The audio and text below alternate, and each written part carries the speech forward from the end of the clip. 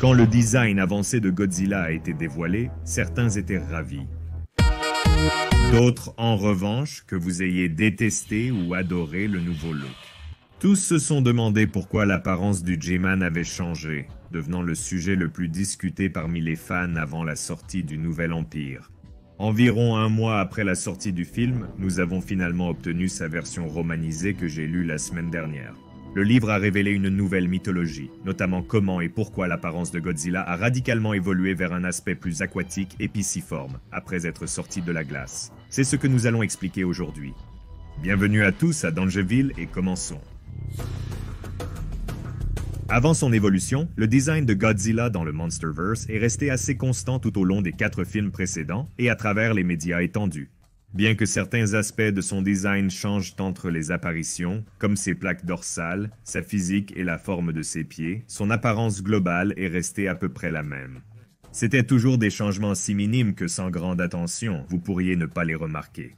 Lorsque vous avez un design de base excellent pour Godzilla, comme celui du Monsterverse, modifier son apparence juste pour le plaisir est difficile, ce que même Adam Wingard admet dans cet article de TheWrap.com que j'ai découvert. Maintenant, dans cet article, Adam dit qu'il était important pour lui que Godzilla conserve son apparence de Godzilla roi des monstres quand nous sommes arrivés à Godzilla vs. Kong. Il a illustré les problèmes potentiels lorsqu'on modifie drastiquement le design d'un personnage célèbre au hasard. En comparant le design original du King Kong en stop motion avec le gars dans un costume King Kong vs, il déclare que l'idée de Godzilla semblait choquante en tant que fan. Et il dit que lorsqu'il s'agissait de ce film, en tant que fan, qu'il aimait toutes les différentes itérations de Godzilla au fil des ans, et qu'il était enthousiaste à l'idée de faire sa propre version de Godzilla depuis longtemps, semble-t-il. Bien qu'il voulait s'assurer que tout le monde comprenne que le design n'a pas été changé juste pour le plaisir, il voulait que l'évolution de Godzilla soit un point propulseur pour l'histoire. Ainsi, quand Adam a eu l'opportunité d'être le seul réalisateur à revenir pour un deuxième film Monsterverse, une véritable transformation de Godzilla est enfin devenue possible. Selon Adam, il a dit « Nous n'avons rien fait qui soit si inattendu qu'il le refuserait. » Au final, les changements à Godzilla sont assez subtils.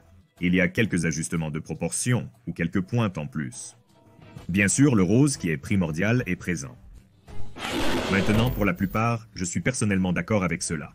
En fin de journée, bien que différent, on peut toujours dire que c'est Monster contre Godzilla. Il a toujours l'esprit du grand gars à la fin de la journée.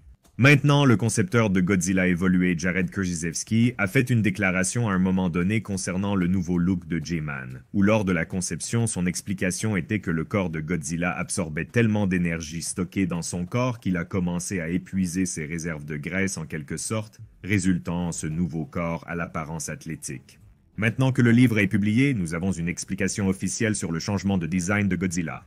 Et comme l'a dit Adam, il y a en fait une explication solide derrière cela. Et cela fait avancer l'histoire. Rappelez-vous, cela provient de la romanisation officielle du film par GXK, donc c'est le lore officiel pour l'instant, jusqu'à ce que Legendary décide de le contredire avec un futur projet encore une fois. Dans le film New Empire, la bataille entre Godzilla et Tiamat est montrée. Alerte spoiler, tout le monde à ce stade. Ce n'était pas vraiment une bataille, autant qu'une effraction transformée en meurtre par le grand gars. Tout était fini en un instant. Et dans le livre, nous voyons plus ce qui se passait réellement dans la scène où Godzilla évoluait. La tanière de Tiamat était au cœur de la plus grande source naturelle de radiation sur Terre. Dans le Monsterverse, la radiation est l'équivalent de l'or pour les dragons des contes fantastiques. Ils en sont obsédés, et cela leur donne plus de pouvoir et de fierté. Après avoir tué Tiamat, Godzilla a revendiqué son repère et ses sources de radiation, commençant ainsi sa transformation. Le livre explique que pendant ce processus, le sang de Tiamat et son essence se sont répandus autour de Godzilla. Son corps a alors commencé à absorber ce qui était finalement son acide désoxyribonucléique dans un processus très similaire à ce que nous avons vu lorsque Mothra s'est sacrifié dans King of the Monsters, permettant à sa puissance de se diffuser dans Godzilla pour qu'il puisse défier et vaincre Ghidorah. Le sacrifice involontaire de Tiamat a eu un effet similaire. L'acide désoxyribonucléique de Tiamat, combiné à l'afflux extrême de radiation, a presque fait du roi des monstres un hybride des deux titans, et cela explique pourquoi son corps a subi des changements si significatifs à ce moment-là. Vous pouvez voir les aspects de la conception de Tiamat qui ont été repris par Godzilla. Les pointes et les piquants semblables à ceux d'un poisson globe qui ont poussé sur son corps lui donnent une apparence presque toxique au toucher.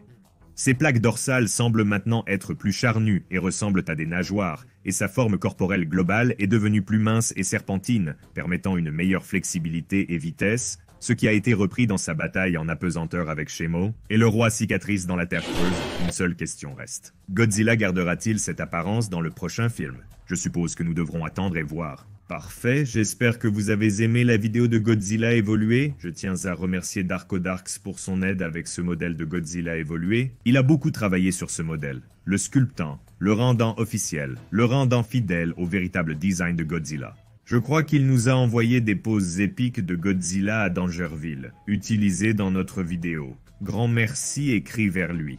Abonnez-vous à sa chaîne et téléchargez ses modèles de Godzilla, il y en a beaucoup. En passant, un grand cri à tous les animateurs de Godzilla. Vous faites certaines des meilleures animations sur YouTube, il n'y a pas beaucoup d'autres franchises qui ont une base de fans aussi passionnés prêts à créer des animations de leur franchise bien aimée. C'est plutôt cool. Très bien à tous. Sur cette note, si vous voulez plus de vidéos sur la lore de Monsterverse, vous savez ce qu'ils font. Appuyez sur le bouton s'abonner si vous ne l'avez pas déjà fait, aimez la vidéo, partagez-la, faites toutes ces choses de YouTube, cela aide vraiment. Et je vous verrai les gars dans le prochain.